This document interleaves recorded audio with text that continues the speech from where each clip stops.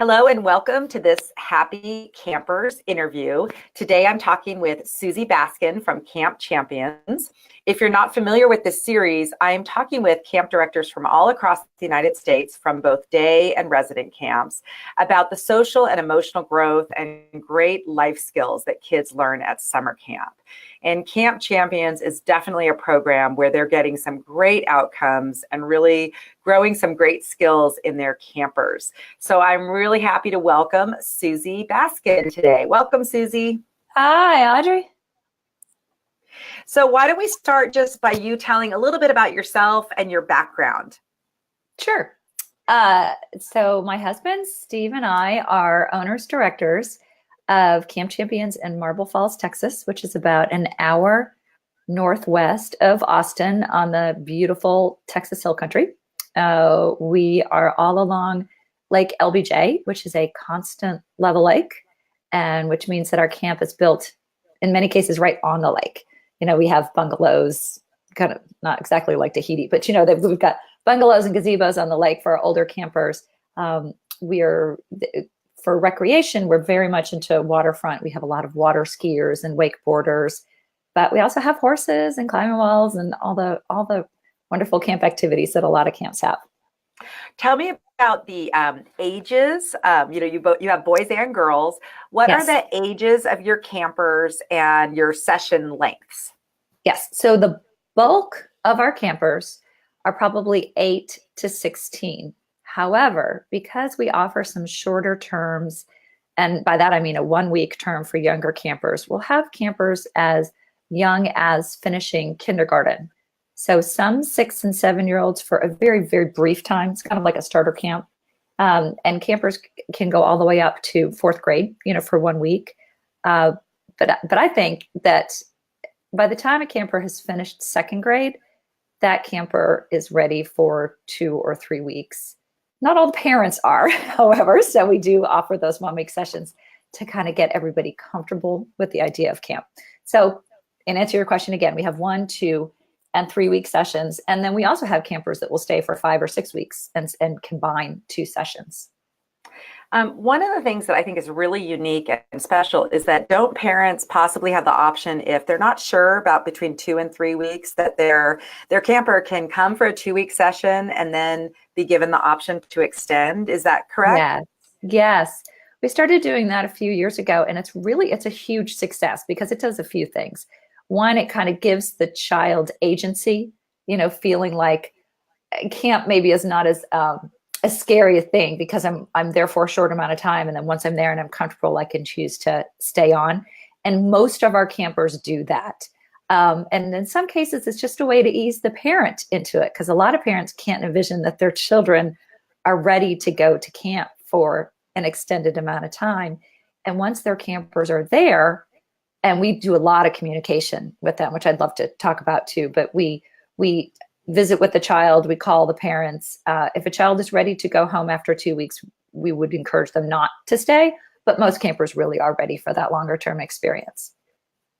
Yeah, that's terrific. One of the things I was thinking as you were talking, I wonder if parents who aren't familiar with kind of more of a traditional camp like Camp Champions, maybe you can talk a little bit about why 2 or 3 weeks is really not that long in a program like yours.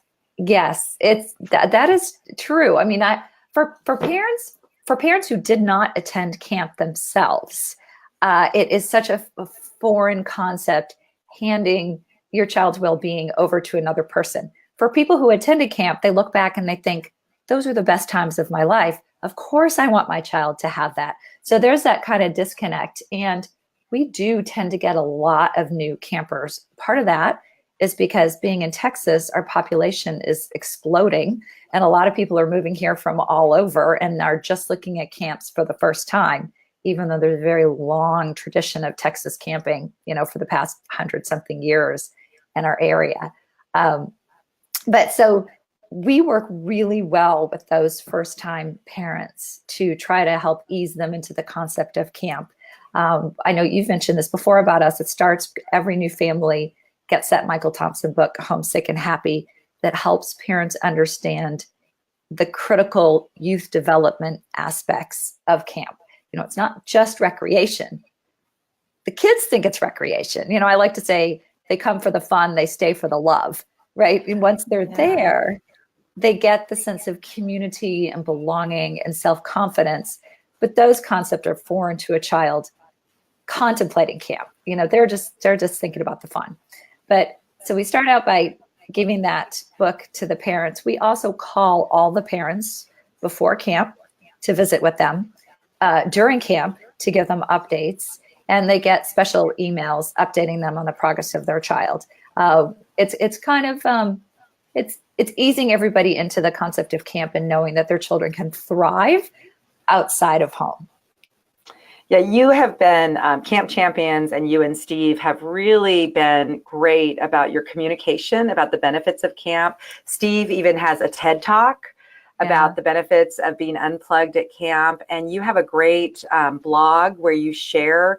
I know you guys are very intentional about the skills that you're teaching kids, and it's much more than just those water sports and horseback riding and everything else. So why don't you talk about the character traits and skills that you're really focusing on at Camp Champions with your campers? Yes. Yeah. So like you, we have a large family. Steve and I have 4 children, and our youngest is now in high school, 3 are in college. So, some of my job is already done. I see the growth that camp gives children, my own children and my camp children. And so we really work hard with our counselors to train them to become intentional, to help kids grow. And they grow in so many ways. I think one of the biggest ones is independence.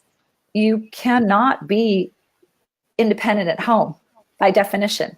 Your parents have to allow you to become independent. And one of the things that we really focus on at camp in helping kids become independent is helping them create agency. For example, every night we have kind of a bedtime routine, and it varies by age. It's all developmentally appropriate. The youngest ones, it might start with reading them a book at night, and the counselor will tuck them in, and the oldest ones will have more kind of group dynamics and discussions. But they all share something in common, which is 2 things. One, every child has the opportunity to say what they were grateful for from that day. Something specific that happened that day that they're grateful for, that gets their mind thinking each day, what is it that I love? And helps them, develop that gratitude and that happiness. But 2, and this is the part I like even more, is that they're asked, what do you intend to do differently tomorrow? How are you going to take control in your own small world at camp? And it can't be like a victim-y type of thing. It can't be like, well, I didn't get a turn to go, up the climbing wall right away, and I was mad about that. Well, we're not saying, what do you want to happen differently tomorrow? We want, what are you going to do tomorrow that's different, and help that child take control of their own world. And that 2-pronged approach really makes for happy kids who feel like they have a place at camp and they have some power and independence at camp. And that comes back home. I love it when parents ask their kids when they come from school and they're frustrated with something, what are you going to do about it? Mm-hmm. Absolutely. I love that. That's my favorite question. When they come to you with a problem, the response is, what a bummer. That sounds really hard. What are you planning on doing about that? It's such an easy thing, but it's hard as a parent because, of course, we have a lot more experience. So we know what we would do, or we think we have the answer. So it comes so easily to just say, oh, do this. But I love that. And I love the fact that kids at Camp Champions, by doing that practice every night, they're getting a habit, both a gratitude habit and the habit of thinking about their own agency and control over their own life. That if something didn't go well, what can they do to change that? I love that. So every camper, every night at Camp Champions does that. Every camper, every night. And the little ones, it's short and sweet. And the older ones, it can be very in depth. I mean, this can be a really strong bonding session, but they all do it in some form because I want them to realize they're the hero of their own life. Oh my and they gosh. need That, to make yeah. control. This is kind of tangential, but Yep. one of the things that when my kids, Steve and I didn't allow our kids to have cell phones until way, way, way beyond a lot of their friends, but because we feel really strongly about the ability to be unplugged. And they ultimately got cell phones when I felt it was more convenient for me to be able to get in touch with them. But one of the things I noticed that happened when they had cell phones is they would start texting me questions. I got this grade, what should I do? Or someone said this is something what I do. And my initial reaction was I was so flattered that they were asking my opinion that I just automatically answered. And I thought, oh my gosh, my kids are texting me, not their friends, they're texting me. And then I realized that they were going to me quickly instead of solving their own problems. And it really took some discipline for me to say, what do you think you should do? It's easy to do in person. It's not as easy to do when you get a quick text because you think of it as like checking something off your list, and so I had to really stop and say, what are your plans? And then they stopped texting me their questions because they started figuring out themselves. But camp kind of gives that forced discipline because you Absolutely. don't Yeah. have the ability to let your parents solve your problems for you. You have to, you have to use your own noggin and figure it out. Or your counselors, they're advisors as well. And they're your coaches and mentors. Well, and like you said at the beginning, that kind of independence can't happen when you're right there with your parent. And so that's Yeah. one of the magical things of camp is that they have their counselor there and they can get some guidance as needed, of course, Yeah. but they get this great feeling of confidence when they Yeah. figure out, something that they want to change what activity they're doing, or they have to figure something out. Yep. And instead of just going to mom or dad or texting and saying, can you take care of this? They figure it out. They talk to their Yep. friends, and that's a huge, huge boost that they get. So I love that. Yeah. I love how you talk a lot about preparing kids to be adults, and you have something called the 4 R's. Yes. So why Yeah. don't you talk more about that? Yes. So our 4 R's is kind of our compass at camp, and every child knows what the 4 R's are: respect, responsibility, reaching out to others, and reasonable risk. And again, it's developmentally appropriate. The reasonable risk in a 6 and 7-year-old is different than reasonable risk in a 16-year-old and a 17-year-old. But the point is that we want kids to challenge themselves and push themselves because the risks at camp are reasonable. We want them to be responsible. And that responsibility in a young child can be making sure you have your boots on for horseback. And an older child, it can be helping other younger children get to their activities. We even, with our senior campers, we have a leadership program and we do community service, and they get community service hours. And so they're being responsible, they're reaching out to the community, becoming world citizens. We do a lot of leadership workshops with them as well. Those 4 R's, all our campers know that. And we have a kind of camper of the day. A lot of camps have campers of the day that help us initiate our evening ceremonies. Our ceremonies can be something, it can be low key, maybe a fishing night. It can be over the top, a big carnival event. It kind of depends on the night. But the commonality is every night it starts with the ceremony, and the campers that have displayed those 4 R's, might be chosen to light the torch. And I have a letter from a parent talking about the 4 R's at camp and how they use the 4 R's back home. And so this family, they have 2 girls. We're a co-ed camp. It just happens to be a family that has 2 girls. And said that the one child, Caroline, has always been sweet and cared for others, but she really struggled with self-confidence and risk-taking. And they spent a lot of time before camp talking about how she was going to take reasonable risks when she was at camp, because that's part of camp and that's part of life. And she learned to get to the top of the climbing wall and the top of the pirate ship. She went on the zip line. And she came back home with this expanded sense of self because she did things she was afraid of.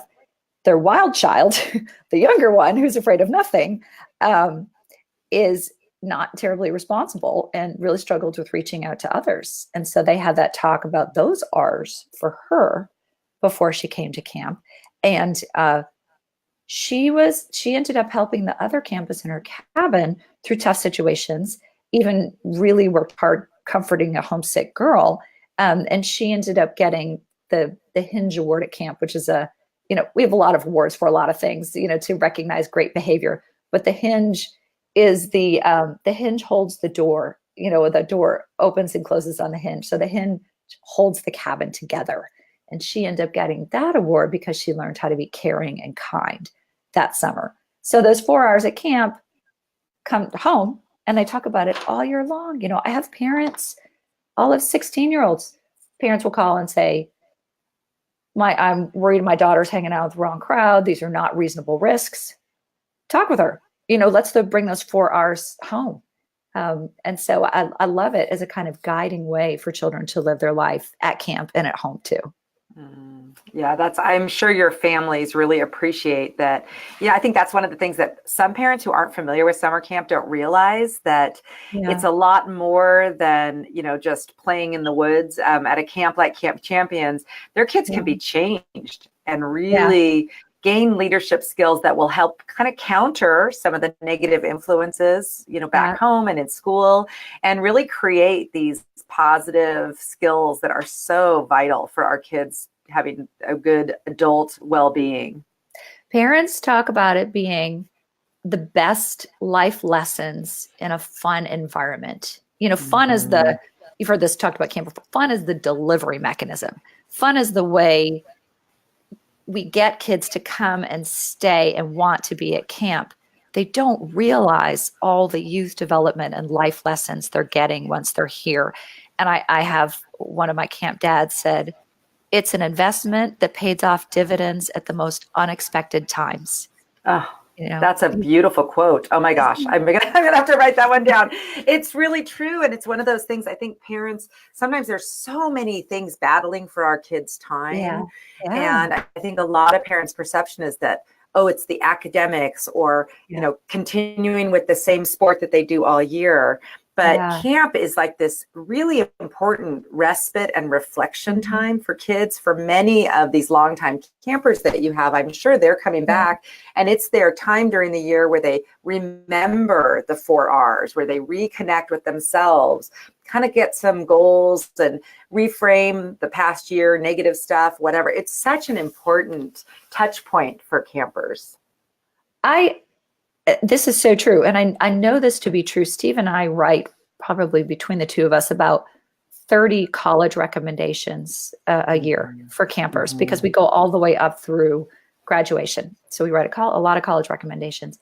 And I'll ask the campers to send me their essays that they're applying to college with. And they all feature camp. They all talk about the self-development skills. I had one girl say to me, I first came to camp for a fun summer adventure, and that's exactly what I got. And don't get me wrong, it's always fun, but I find myself coming back each year to learn new things about myself. Camp has taught me much more than how to swim freestyle. It's taught me how to open up. It's taught me how to believe in myself, to find inner beauty, to be grateful, to become independent. I feel myself grow at camp as a camper and as a person. And we get things like that from our campers all the time. It's such a formative experience. And you mentioned something about Lori Brown, the researcher for the American Camp Association earlier.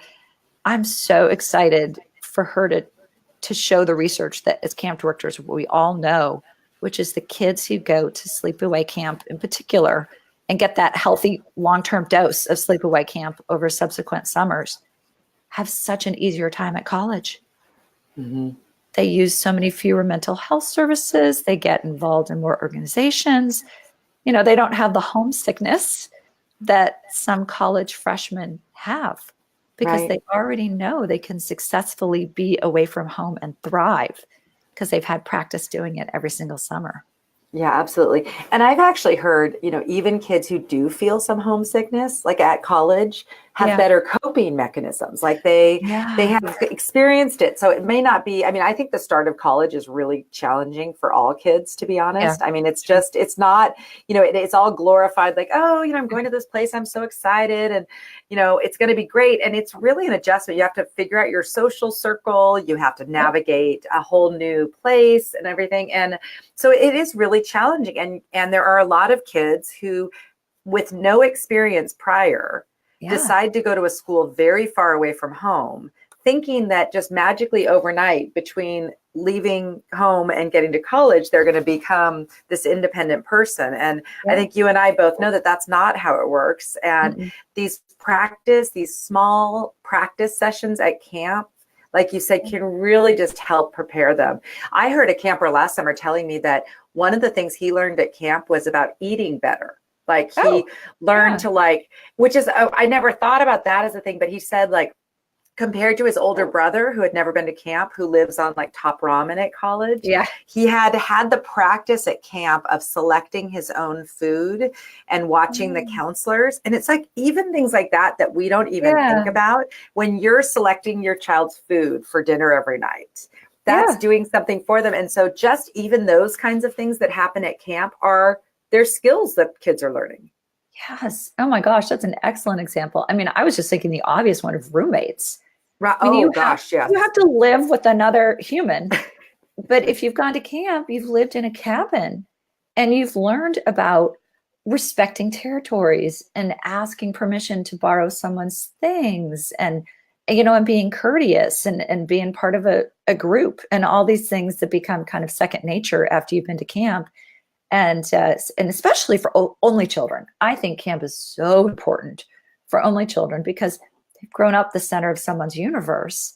And suddenly they get out in college and they realize they're not the center of everybody's universe anymore. And that's a hard thing to realize and to get practice. But at camp, you have brothers and sisters that you've learned to live with. And it makes that transition easier.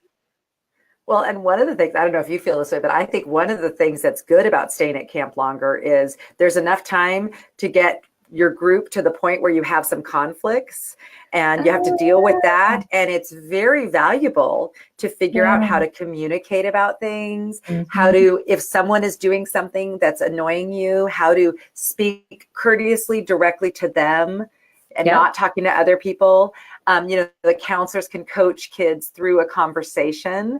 And it's not the adults, like trying to empower them to speak for themselves. So there's a lot, you're right, that interpersonal dynamics in living in a group is really a great, great aspect of camp. Well, so what else do you have I want you to share anything else that you want to share for a parent who has never sent their kid to camp? Why Camp Champions? Like what kind of kid, thrives there? What kind of kid do you think is just a great Camp Champions camper? Also, how many kids do you have at camp at a time? We have about 350 kids at camp, which I think is a sweet spot. I love that because we are divided. We have a boys' side of camp and a girls' side of camp. And then we have villages, like a youngest, middle, oldest village. And I love that sense of family. We have kind of like a big sister, little sister thing in our girls' village. And they all know each other. And it creates this kind of sense of family. And I like the intergenerational approach. I think that's silly to say between like an 8-year-old and a 14-year-old. It's not a generation, but it kind of is. It's a camper generation. And I like them learning from each other. I like them saying, oh, that's what it's like to spend time with 14-year-olds because schools now are so divided. You don't have this village community anymore. You have schools that are divided into just a few grades in these very large schools. Camp creates that family environment. And I love how cousins and brothers and sisters can be together at camp, but also to be a part at camp. I mean, you can kind of create your own experience if you want to not spend too much time with your sibling. You can have the best of both worlds. Steve's fond of saying, you can spend as little or as much time. You can pretend your sibling doesn't go to camp if you want. You can find a way to do that. But I do find that brothers, sisters, or siblings, when they come back home, they have a special bond because they've shared something that their parents were not a part of. And they come back and they have their own language and, their own songs and chants and cheers that is just for them. And I often find siblings are so much nicer to each other at camp than they are at home. But getting back to your question, what kind of kid does well? Every kind of kid. I mean, we have 50 something activities. You can have, you could be a musician. You can take drama and make ceramics. You can do archery or horseback riding or challenge courses. You can be on the swim team, where you can learn how to swim. You can get up on stage and perform, or you can do scientific experiments and play chess with your cabin mates. I mean, one of the most popular things on the boys' side of camp is called game theory, and they do a lot of different games. And I love that non-tech strategy and bonding. And I heard one mom say when her son came back from camp, he plays football and basketball, but when he got back from camp, he said, and now I'm going to play chess because I learned how to play chess at camp, and he wanted to play with his family. So I love the athletic kid who works on his or her artistic side. I love the shy kid who's not an athlete, but then because of camp has to learn the rules of the games so they're at least competent. I kind of came up with this observation a few years ago, which is that at camp, because every kid, when the younger ones, before they have a free choice schedule, when they're younger, they have some more assigned things. They have to try a little bit of everything. It's the poo-poo platter of camp. But the nice thing about that is if you have a group of new campers, probably any one kid is going to be really good at one thing. But carrying that philosophy, most kids are not going to be good at lots of things. So unlike school, where if you're going to try out for the basketball team, everyone playing basketball is good at basketball. At camp, you're going to have kids who are not very good at basketball. And it's a nurturing, low-risk environment where they can develop their competency and confidence so that later on in life, if there's someplace where people are playing basketball, they're not intimidated because they had the chance to practice it at camp. I want to make Renaissance kids. I want kids to try and do everything. And not to get them like boxed into like how it's sometimes can be at school. They're in theater or they're an athlete at camp. They can explore all their sides and be more than just that narrow definition, which is so great. I love that.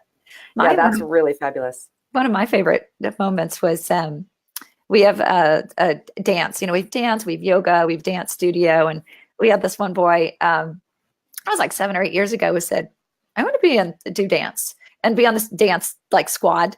And we said, "Sure, come on." And now it's a thing. Now it's as many boys and girls, and when they do their performance, the whole camp goes crazy. I love that an environment where kids are willing to take risks. I also love, and this is pretty unique to Camp Champions, I think, because my girl campers tell me this all the time. They don't wear makeup at camp by their own choice. Somewhere along the line, it became the thing that we are who we are at camp. And even though it's co-ed, we don't blow out our hair, we don't put on makeup, we don't dress up, we wear old clothes.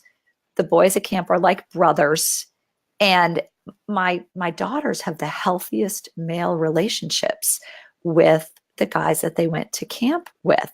And I really like that opportunity for kids to be together and not kind of objectify the other sex, because they've had that opportunity to be in a co-ed environment where they're not like primping and primming. They're just getting out there. And we've got a co-ed lacrosse team for our oldest kids, and it's half boys, half girls. I love that. I love that equity of camp. Yes, definitely. And there's not like girl activities or boy activities. Everybody does everything, and people can pursue what they're most interested in. Yeah, that's really great. Where do most of your campers come from? Mostly from Texas, because Texas is a huge state. If you were to put Texas over the East Coast, we'd take up 6 states. But we have international campers. We have campers from many states. A lot of times they have connections to Texas. For example, they have a cousin that lives in Texas, or one parent grew up going to Camp Champions, and then they moved to Maryland and they're sending their kids back to Camp Champions. So we do tend to have a cherishing of Texas. we have great barbecue that we serve at camp, and kids will two-step, and kids who don't know how to two-step are going to learn how to two-step. So we definitely enjoy the part of the country that we live in. But we've got campers from Europe, China, a lot from South America. Last summer, we had somebody from every continent except Antarctica. Wow, that's terrific. And what a fun way for kids to make friends from all over the world. That's so fun. Yeah. Talk about, I love how you have the names that kids call the staff. Talk about that. I just think I found that really, I think, is that kind of a Texas kind of thing? Yes. Well, and in fact, I don't know if you know this, but I'm from New England. I grew up in Boston. Okay, I grew up in Boston. Actually, I met Steve in Boston. And so I moved to Texas, right when we got married in 94. So we've been directing camp for a long time, since 1994. But we keep people at camp or Sir and Ma'am. And my name at camp is Susie Ma'am. And it took me a little while to kind of get used to it. But I love it. I love it for so many reasons. The first one is it's like kind of like an inside joke. Everybody belongs at camp. Everybody can be a Sir and Ma'am. Our bathrooms, it doesn't say boys and girls, it says sirs and ma'ams. And it's also a reminder of respect. And I particularly love that. I love how if you're a counselor, you be Audrey ma'am at camp. Okay. So and so it's not the campers, it's just the staff they call. We will refer to the campers. They don't refer to each other, but the staff, that becomes part of the kind of the camp nomenclature, is the staff is the sirs and ma'ams too. Okay. Well, I just like that. And that is, it goes along very well with your whole philosophy about respect and everything. And I guess, it's like at camp, it's kind of weird to call people Mr. and Mrs. because it seems too formal. So I like how it's sort of it's like in between. It does. It does. And also there's an element of, lovely manners in Texas. I also, the teachers, their children and their students will also often say sir and ma'am. And I do like that appreciation for the mentors and teachers in our life to be respectful of them, and to realize that they have things to share with us. Yeah, it's definitely a Southern thing. I do know that because having met some Southern counselors who call me ma'am at camp, I'm like, wait, I'm not, isn't that like old people? I don't know. I'm like, but I think it's a great, and a unique thing that's just sort of a Camp Champions tradition, which I think is really neat. And they'll never forget, Steve Sir and Susie Ma'am and their time with you. I just want to have you talk a little bit about what kids who come to Camp Champions, what if someone wants to send their child and they don't know anyone else who's ever been? What's it like for a brand new camper who maybe doesn't have any connections? How does that work at Camp Champions? Right. So a brand new camper who doesn't have any connections is a lot of campers. Most campers come to camp not knowing a friend, which I think is fabulous, because then the friends that you make are related to camp and not from school. But we take extra lengths to make first-time campers feel special. On the very first day of camp, Steve and I have all the campers into our house for milk and cookies, and we give them an opportunity to ask questions about things that they might have been too shy to ask campers who were already here. And we want them to feel like camp is wonderfully accessible and nurturing and loving, and they are very welcome. From the parent side, as I mentioned before, we really have extraordinary parent communication. And I want to say that's with all of our parents. We call the parents of the campers second and third year campers. I mean, we give them an option after a few years if they don't want to receive a phone call that they don't need to. But the first couple of years, parents always want an update on how their kids are doing. And then the first time campers, we have dedicated specialists. We have a team of 2 full-time employees whose job it is to familiarize themselves with all the new campers, talk with the parents ahead of time about what those campers' goals are or what their goals are for their children, and then have special lunches with the campers when they're here to connect and keep an extra eye on them and make sure they're doing well and help facilitate a great introduction to camp. Oh, that should make people feel very comfortable and confident sending their kids to camp. And that does not happen at all camps. And, I think that that's a really important thing, that how you make people feel so comfortable at Camp Champions. Thank you. Susie, is there anything else that you want to share that maybe we haven't covered about Camp Champions, or where I'm going to put a link to your website and Great. more information. But is there anything else that you would want to share about Camp Champions? Well, Steve and I live in the middle of camp, and that's kind of unusual because a lot of camps, the owners and directors have a winter home somewhere and then a summer home someplace else. But when I said that we invite every new camper into our home, it's our home. I mean, I'm sitting in my office right now and I'm looking right there and I can see the lake. And we've lived here for 24 years and raised our 4 children here. And our children have, well, one of them is going to be a counselor for the first time this summer, but the rest of them have all been counselors. And we love camp. It's our passion. The camp, and also the youth development aspect of camp, I think, as camp professionals, you and I as camp professionals, we have an opportunity, Audrey, to create well-rounded world citizens. Kids who are confident and on fire to improve their world, to love who they are, to grow in confidence, to cherish and value relationships, to place others before themselves. And the idea of creating wonderful humans that can be ambassadors and go out in this world and educating our next generation.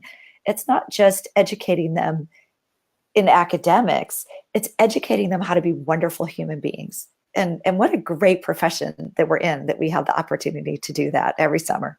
I love it. Absolutely. And you and I both agree that camp should be mandatory for all kids because of the life skills that they learn. It's a whole different focus than the whole rest of the year for them. So thank you so much, Susie, for being on. This has been just terrific. And we'll definitely do it again sometime, talking more about camp, because you and I both share this passion for what we do and really wanting to get the word out to parents about the benefits of camp as a summer experience. So thank you for being on the Happy Campers interview series. And we'll connect again soon. Fabulous. Take care, Audrey. I'll talk to you soon. Okay.